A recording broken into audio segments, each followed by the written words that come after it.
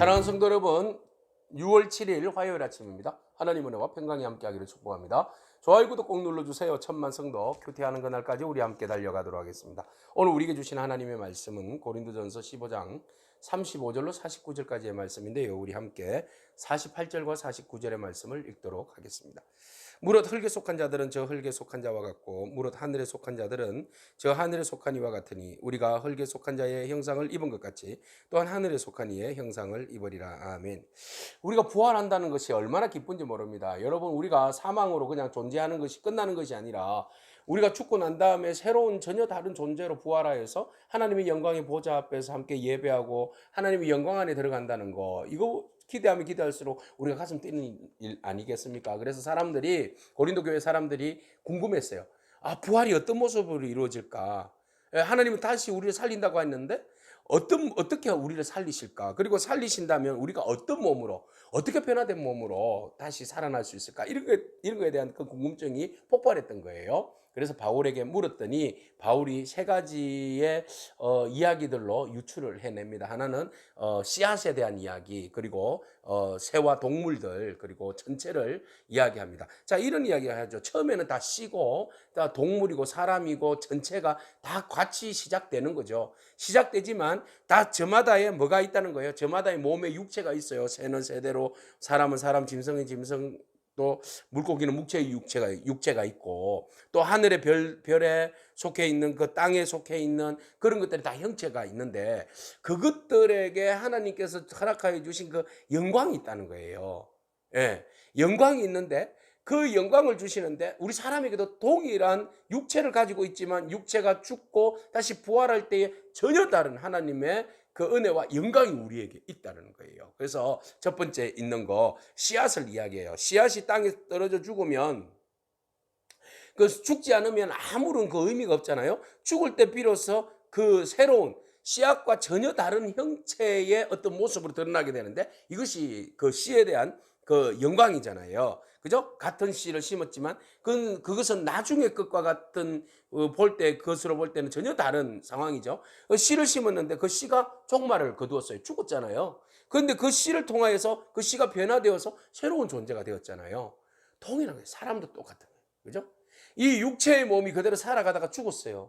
죽었는데 이 육체를 통하여서 하나님께서 부활하실 때 전혀 다른 우리에 해당되는 그 하나님의 형상을 닮은 그 모습으로 변화시켜 주셔서 하나님의 보좌 앞에 서게 한다는 겁니다. 이게 부활의 영광이에요. 여러분, 부활의 영광은 죽었던 것들이 다시 그냥 좀비처럼 불떡 일어나는 이런 것들이 아닙니다. 강시처럼 그냥 일어나는 그런 존재가 아닙니다. 전혀 우리가 살아있을 때, 육체의 몸을 입었을 때하고는 전혀 다른 영광스러운 모습으로, 상상을 뛰어넘는 모습으로, 부활의 모습으로 다시 살아난다는 겁니다. 여러분, 기대하기를 축복합니다.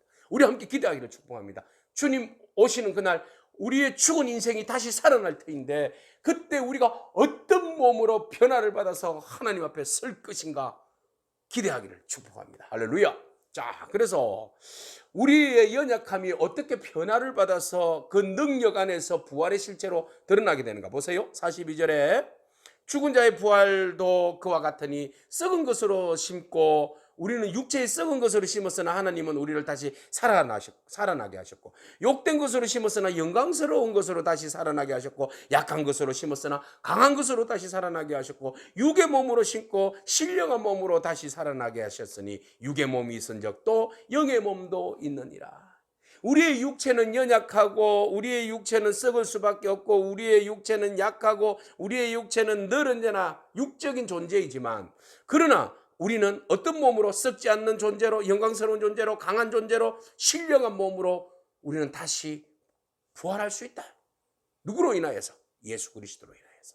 그리스도 안에서 우리는 전혀 다른 존재로 부활할 수 있다. 자, 첫 번째 아담과 두 번째 아담을 대조하고 있어요. 그리스도 안에서 첫 번째 아담은 생명이 되었지만 그는 죽은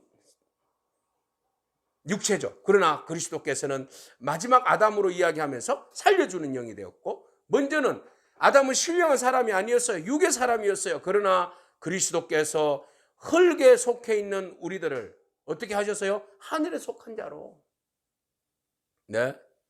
하늘에 속한 자로 우리를 삼아 주셨다. 우리의 육체의 한계에 있는 연약한 존재, 약한 존재, 넘어지는 존재, 썩어서 없어질 존재를 그리스도께서는 당신이 먼저 부활하셨고 부활의 첫 열매로 그것을 증명을 해주셔서 뿐만 아니라 우리에게도 이 은혜에 공유하고 이 은혜에 들어갈 수 있는 은총을 베풀어 주셨다. 48절 무릇 흙에 속한 자들은 저 흙 속에 속한 자와 같고, 흙에 속한 자는 그냥 육체적인 욕망을 가지고 육체에 따라 사는 사람은 그냥 저렇게 살다가 끝나는 거예요. 무릇 하늘에 속한 자는 하늘에 속한 자와 같다. 여러분, 어디에 속한 자입니까? 어디에 관심이 있습니까? 육적인 것에, 세상적인 것에 관심이 있습니까? 하늘의 소망을 두고 하늘의 것에 관심이 있습니까? 우리가 흙에 속한 자의 형상을 입은 것 같이 또한 이제 우리는 하늘에 속한 이의 형상을 입으리라. 할렐루야. 믿음으로 그리스도 안에서 우리가 육체의 몸으로 가지고 흙의 형상을 가지고 살지만 우리는 또한 하늘에 속한 형상을 입었다.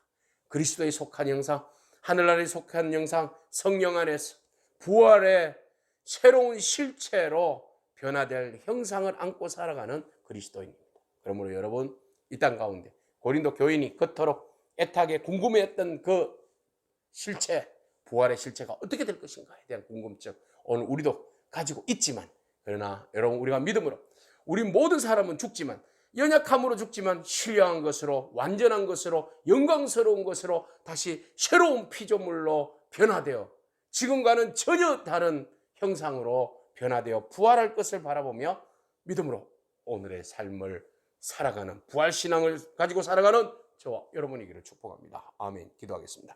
하나님 감사합니다. 영광스러운 부활의 몸으로 변화될 그날을 기대합니다.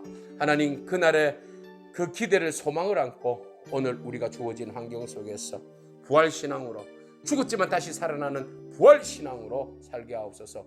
오늘 우리는 죄에 대해서 죽고 우리가 주의 의로 인하여서 다시 살아날 그 부활의 소망을 안고 오늘도 여전히 죄에 대하여 십자가에 못 박게 하시고 오직 그리스도와 함께 새 생명으로, 능력으로 살아가는 온전한 그리스도인이 되게 하여 주옵소서. 예수님에게 하신 이름으로 기도합니다. 아멘. 오늘도 믿음으로 승리하길 축복합니다.